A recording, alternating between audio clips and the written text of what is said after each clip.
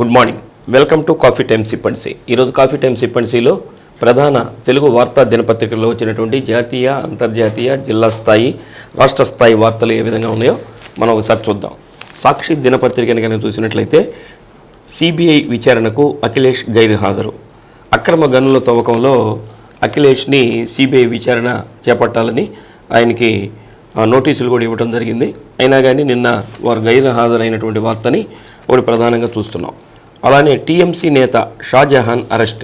లైంగిక దాడులు, భూదందా ఆరోపణలు ఎదుర్కొంటున్న పశ్చిమ బెంగాల్ టీఎంసీ నేత షాజహాన్ను పోలీసులు అరెస్ట్ చేసినటువంటి వార్తను కూడా ప్రధానంగా వేశారు. రెబల్ ఎమ్మెల్యేలపై అనర్హత వేటు. క్రాస్ ఓటింగ్ వేసి బీజేపీ అభ్యర్థి, రాజ్యసభ అభ్యర్థి గెలుపునకు పరోక్షంగా సహకారం అందించినటువంటి 6 కాంగ్రెస్ ఎమ్మెల్యేలను హిమాచల్ స్పీకర్ వేటు వేసినటువంటి వార్తను కూడా ప్రధానంగా చూస్తున్నాం. 1993 బాంబు పేలుళ్ల నుంచి ఉగ్రవాది దావూద్ ఇబ్రహీం సన్నిహితుడు అబ్దుల్ కరీం తుండాకు ప్రత్యేక కోర్టు విముక్తి కలిగించినటువంటి వార్త, ఇది కూడా ప్రధానంగా వార్తను చూస్తున్నాం. రేపు ఇంగ్లాండ్తో జరిగేటటువంటి చివరి టెస్టుకి కేఎల్ రాహుల్ వికెట్ కీపర్గా దూరంగా ఉంటాడన్నటువంటి ఇంకొక వార్తను కూడా చూస్తున్నాం. ఇక రాష్ట్ర స్థాయి వార్తలకు వస్తే కాపు కాయలెం, జనసేనకు దూరమవుతున్న ఆప్తులు, అభిమానులు అన్నటువంటి ఒక బ్యానర్ ఐటమ్ వేశారు.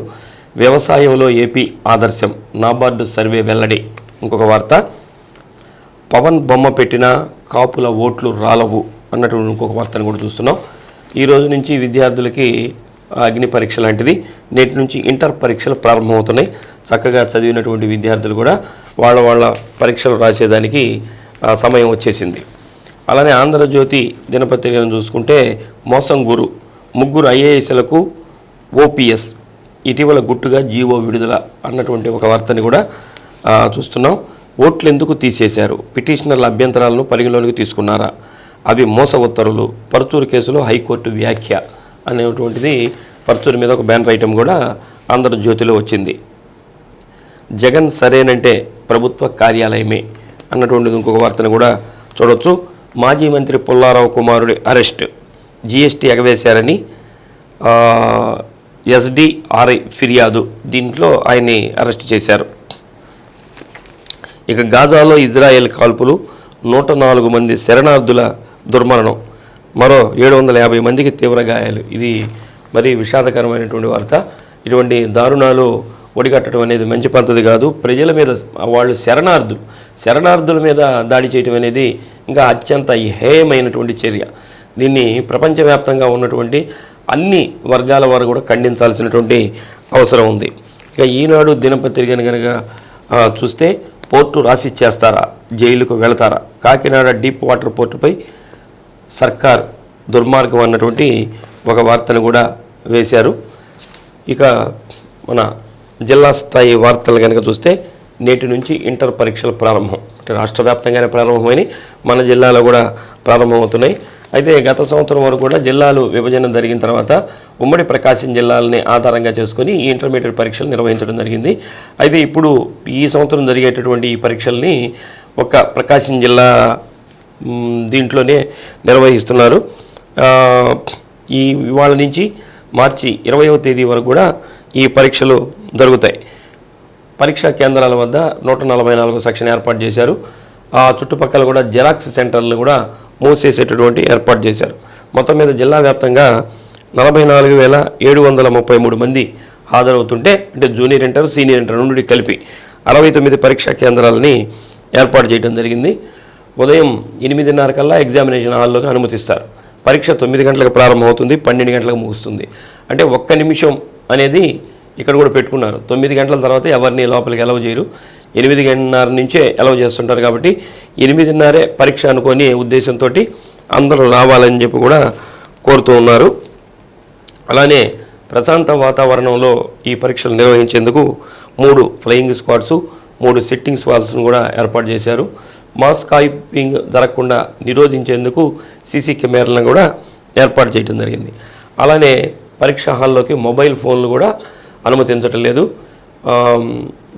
ఎవరైతే చీఫ్ ఇన్విజిలేటర్స్ వీళ్ళు ఉంటారో వాళ్ళని కూడా అనుమతించట్లేదు. ఒక కేంద్రానికి ఒక మొబైల్ని, అది ఇంటర్మీడియట్ బోర్డు ఇచ్చేటటువంటి సెల్ ఫోన్నే ఉపయోగించాలి.